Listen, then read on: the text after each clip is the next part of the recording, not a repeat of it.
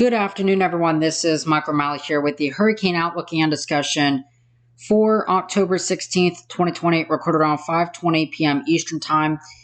First of all, today we are starting a wide look across the tropical Atlantic right now, which we do have a couple of things to talk about today. First of all, regarding Invest Area at 94L, now with a 60% chance of developing into a tropical cyclone over the next few days. And we are also watching another area down here in the southwestern Caribbean with a 30% chance over the next 5 days. Really, 94L does not pose a significant concern to land, while soon-to-be Invest Area 95L down here does pose a threat as it will drift northward over the next several days. But this is a long-developing situation, so it's going to take a little bit of time here. But we can very clearly see that we have a broad rotation associated here with Invest Area 94L. We can also see some other players coming into key kind of things here. We have an old frontal boundary located over extreme South Florida, and this is bringing some showers and thunderstorms south of the Vero Beach region where I was this morning. I am now back here at home base and getting ready for whatever might happen over the next few weeks here in the tropics. There's also a secondary front diving in here across portions of basically across the southeast right now. This will be moving in across Florida over the next few days and kind of bringing somewhat of a refreshing shot. This will eventually stall out down here, so some rough conditions, showers and thunderstorms expected over the next few days for portions of those areas, especially in South Florida, as we progress through time. Now, if we look here on the visible imagery associated with Invest Area 94L, a couple of things to point out here. We'll start at the very beginning of the loop. I want you to really watch this particular area in here. You'll see there is some cyclonic spin that does occur, and it becomes more evident as the day progresses that we possibly get a tighter area of vorticity to generate somewhere down in this general vicinity, and this is what's kind of leading the increase in development chances. But we can very clearly see that we have a kind of a well-defined set edge of where these showers and thunderstorms are cutting off. There's really no deep convection south of this red line here, and that's because we have some pretty strong wind shear right now. We can very clearly see that we have some pretty strong wind shear that's keeping the thunderstorms from completely wrapping around that center. And you can just watch this low-level flow here. You can very clearly see that it is possibly somewhat of a surface vortex as we have those, lighter clouds here. The low-level wind pattern is suggesting that we possibly have a closed low-level center of circulation doing something like that. So it's very possible that we do have some sort of rotation. We know we have rotation, but it is possible that we might have a small low-level center of circulation somewhere in this vicinity, although it's probably broad at this time. But it does appear that we do have some, circulation there. So, with deep convection trying to rotate up shear currently around the up shear side, this is possibly going to be a subtropical or tropical depression or storm, maybe as early as tomorrow if this trend does continue. So it is something to bear watch over the next few days. And now, if we take a look here at the vorticity field, this is the 850 Vorticity Map, the spin in the atmosphere at about 5,000 feet off the ground. These reds and whites, that's your higher cyclonic spin at your 5,000-foot level as you go up in the scale. And again, you can very clearly see that well-defined circulation here associated with 94L. Now, it is still a little bit elongated this afternoon. This was a snapshot around 2 p.m. this afternoon, or 18 Zulu time. But you can very clearly see that we have a well-defined center of circulation involved in through here. It is there, and it is something to be, closely monitoring, because any increase in shower and thunderstorm activity and organization could lead to the formation of a tropical or subtropical cyclone as we progress over the next day or two. So this is going to be very important as time goes on. However, not only is that the other area, or the kind of the first area we're watching, we're also watching an area down here in the southwestern Caribbean with a 30% chance. And for that, we'll switch over here to the GFS forecast as the 850 Vorticity Map. Again, it's been in the atmosphere about 5,000 feet off the ground. And again, a couple of things to monitor here. We'll start, of course, with Invest Area 94L. Pretty well developed at this time. Again, it shows up in the model field. Nothing in the Caribbean at the moment, which is obviously good news. 93L, the remnants of 93L, bringing some showers and thunderstorms and flash flooding concerns. Two portions of the Puerto Rican island, and again, we talked about that yesterday, how that could be of a potential concern over the next few days for heavy rainfall. That's now starting to come to fruition. So that is something to be mindful of as the remnants pass through Puerto Rico and Hispaniola. But again, here's 94L right now, and again, I'm going to switch over here to the precipitable, or not the precipitable water, but the relative humidity. From the 700 to 400 millibar layer in the atmosphere. And this basically just gives us a snapshot in the mid-levels of how moist or dry the surrounding environment is. And these greens, that is basically your moist air in the atmosphere. Your brown, this is all your dry air in the atmosphere. So what we can very clearly see, this is starting out from, we'll start here at 18 Zulu time. What's really going on right now is we have this front. Again, we have kind of two fronts across this area. One of them being right here over extreme South Florida, and we can see that little bitty moisture pocket through there.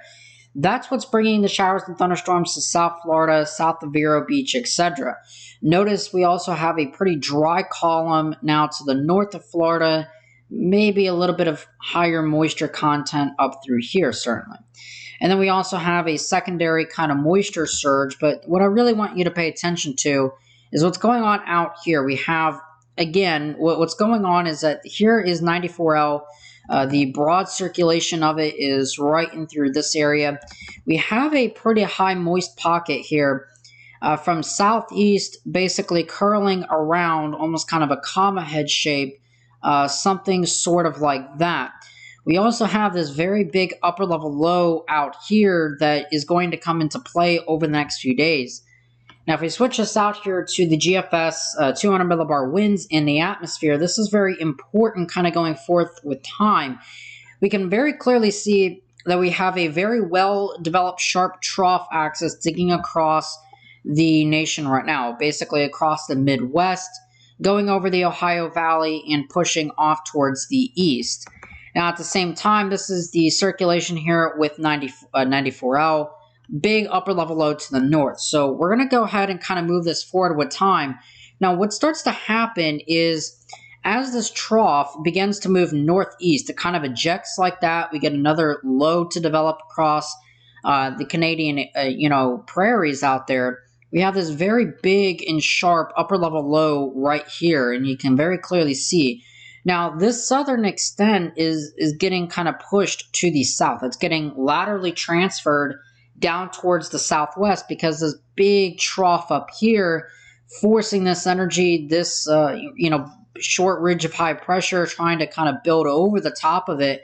So basically, this is kind of forced, the southern extent just basically forces this to the south and west here. Now, as we progress throughout the next couple of days here, what begins to start happening is we can very clearly see some very strong shear coming out of the west here, coming out of the westerly direction, sharply dipping towards the kind of the southwest over the next few days. So we have kind of the shear direction coming out of the southwesterly direction, and we can very clearly see how that remains the case. So as our storm in the low levels gets forced off towards the southwest, we still get very strong westerly shear to be impinged on our storm here. So whatever this is at this time, it's going to be heavily sheared in the face of 20 to 30 knots of vertical wind shear. So there's almost no way that this is going to develop into a significant intense hurricane out there. Now, after this time, we start to move forth with time, and this is the 120-hour forecast. We have a couple of things to note here at 120 hours. In the southwestern Caribbean, we start to notice an upper-level anticyclone begin to develop here with a piling up of moisture, and a surface low begins to develop here, about 1,006 millibar surface low. And this is the genesis of another tropical cyclone out here at the 5-day realm. So the GFS is now beginning to move up with time, and we can, clearly see how that, progresses. But the GFS has now come into that 5-day realm where we have a surface vortex at a given location. In about 5 days, we could have a tropical cyclone in the Caribbean. We can see very clearly if we go out here to the moisture field at about 120 hours how there is a very good convergence of moisture down here in the southwestern Caribbean, and all of this moisture piles up. Now it's getting derived, basically a derived solution into a tropical cyclone. And that seems to be a very real possibility. And I wouldn't be entirely shocked to see the Hurricane Center start to raise their chances of development down in this region. Now, where this goes afterwards, how strong it will be, whatever, remains the biggest question. And you can, run the GFS out with time.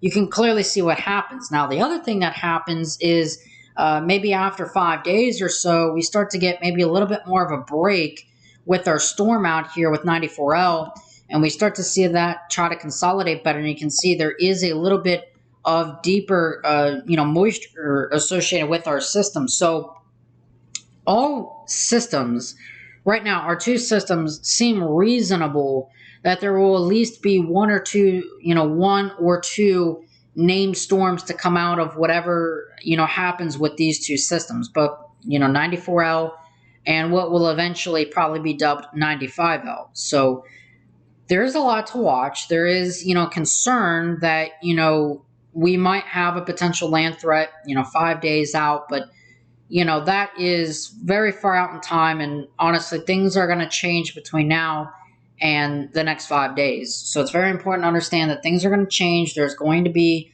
changes that occur, and not everything is going to stay as it is right now. So very important to understand that. No need to worry right now. No need to be concerned. But this is still hurricane season. This would only put us out here at October 2nd by, as far as I'm going out here. So this is very still much hurricane season. You still need to have a preparedness plan in place. The waters, especially in the southwestern Caribbean, are very warm, very prime for development this time of the year down there. So it's important to understand. And yes, we probably will have to watch something, but this is far out enough in time.